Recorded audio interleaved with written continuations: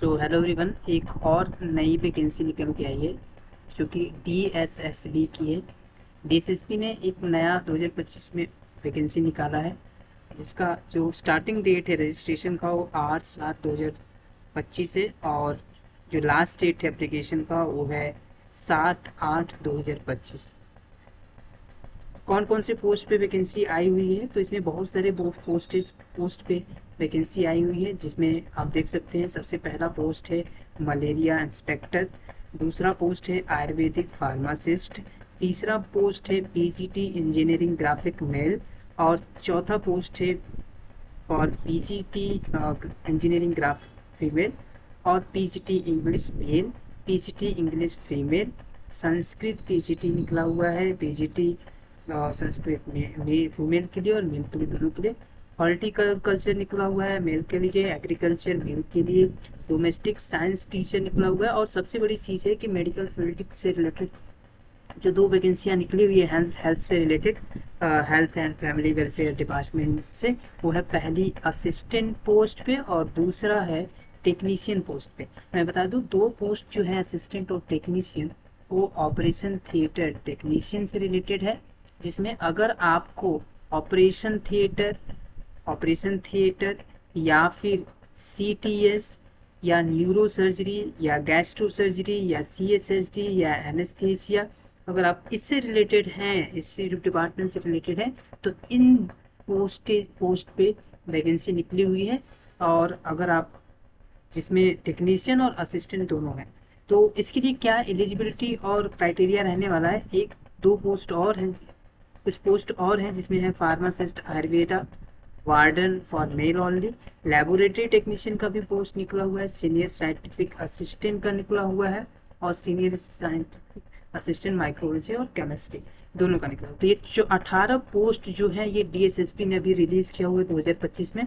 आप जाके form apply कर सकते हैं। स्टार्टिंग डेट आप देख सकते हैं 8/7/2025 और लास्ट डेट 7/8/2025। एक चीज़ और बात करेंगे कि असिस्टेंट और टेक्नीशियन पोस्ट के लिए ओटी के लिए कौन कौन से क्वालिफिकेशन या एलिजिबिलिटी रहने वाला है।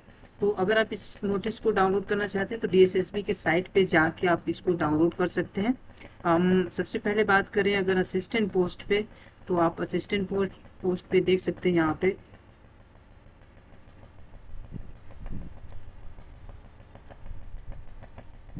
यहाँ पे असिस्टेंट पोस्ट पे आप देख सकते हैं कि आपका जो क्वालिफिकेशन रहने वाला है वो सबसे पहला कि आपको मैट्रिकुलेशन होना चाहिए साइंस से, और दूसरा ऑपरेशन थिएटर रूम से रिलेटेड कोई एक कोर्स होना चाहिए रिकॉग्नाइज इंस्टीट्यूट से, और इसमें कोई भी एक्सपीरियंस नहीं मांगा हुआ है असिस्टेंट पोस्ट में।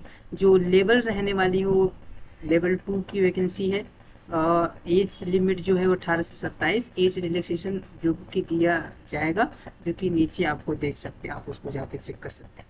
ठीक है, अगर हम पोस्ट ऑफ टेक्नीशियन की बात करें तो टेक्नीशियन पोस्ट में जो एलिजिबिलिटी और क्राइटेरिया रहने वाला है वो ये रहने वाला है कि आप एलिजिबिलिटी क्राइटेरिया में आप देख सकते हैं कि 3 चीज़ें मांगा हुआ है टेक्नीशियन पोस्ट में।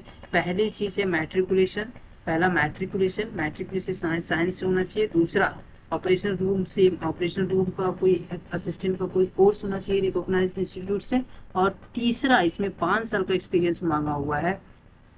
असिस्टेंट पोस्ट में कोई भी एक्सपीरियंस नहीं मांगा हुआ है, लेकिन जो टेक्नीशियन पोस्ट है उसमें 5 साल का एक्सपीरियंस मांगा हुआ है। कहाँ एक्सपीरियंस, अगर आपको एज ओटी असिस्टेंट किसी भी डिपार्टमेंट में, अगर आपको ओटी में या फिर सीटीएस में या न्यूरो सर्जरी में या गैस्ट्रो या सीएसएसडी या एनेस्थीसिया गैस प्लांट या एनेस्थीसिया वर्कशॉप आईसीयू, कहीं का भी आपको एक्सपीरियंस है आईसीयू, तो आप एसआईसीयू जिसको कहते हैं सर्जिकल एसआईसीयू, तो वहाँ पे भी अगर आपको एक्सपीरियंस है तो आप इसको फॉर्म को फिल कर सकते हैं।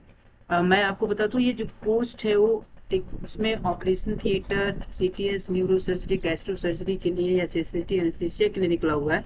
तो यहाँ पे डिप्लोमा इन ओटी या डिप्लोमा इन एनेस्थीसिया दोनों के, या बैचलर आपके पास अगर है, मतलब ओटी या एनेस्थीसिया है, तो आप इस फॉर्म हो, या फिर आपके पास सीएसएसडी है, तो आप और आपको एक्सपीरियंस है इस फील्ड में, तो आप इस फॉर्म को फिल कर सकते हैं। कोई भी डाउट नहीं है इसमें। आप अगर आप ओटी में काम किए हुए हैं और ओटी से रिलेटेड आपका कोई भी कोर्स है, जो आपने किया हुआ है तो आप उसको फिल कर सकते हैं। टेक्नीशियन में जो लेवल रहने वाली है वो लेवल 4 की रहने वाली है वैकेंसी। इसमें जो एज रिलैक्सेशन है वो 18 से 27, और बाकी एज रिलैक्सेशन आपके कैटेगरी वाइज दी गई है, नीचे आप जाके यहाँ पे चेक कर सकते हैं। ठीक है, तो ये आपकी वैकेंसी रहने वाली है, आप जाके यहाँ पे अप्लाई कर सकते हैं। बहुत अच्छी एक वैकेंसी निकली है, पोस्ट भी बहुत ज़्यादा हैं। तो यहाँ पे आपको एलिजिबिलिटी और यहाँ पे आपको एग्जामिनेशन का पूरा कितने क्वेश्चंस रहेंगे, कितना ड्यूरेशन रहेगा, और क्या कैसा पेपर आएगा, क्या उसमें जो टॉपिक्स रहने वाले, सिलेबस रहने वाले हैं, ये सब कुछ आपको यहाँ पे मिल जाएगा। आप यहाँ पे जाके आप वेबसाइट पे DSSB की आप इसको डाउनलोड कर सकते हैं और रीड कर सकते हैं। सो आपके लिए ये एक अच्छा अपॉर्चुनिटी है, आप उसको फॉर्म को फिल कीजिए,